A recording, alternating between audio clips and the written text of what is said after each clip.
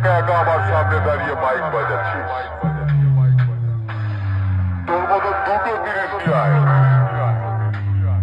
তাতেও আমার কিচ্ছু করতে পারবি না। আমি খানপুরের সাউন্ড সেন্টার ওরফে বোঝা। কি একা একা আমার সামনে দাঁড়িয়ে মাইক বাজাচ্ছিস? তোর মতো দুটো জিনিস নিয়ে আয়, বাজাচ্ছিস তোর মতো দুটো জিনিস নিয়ে আয়,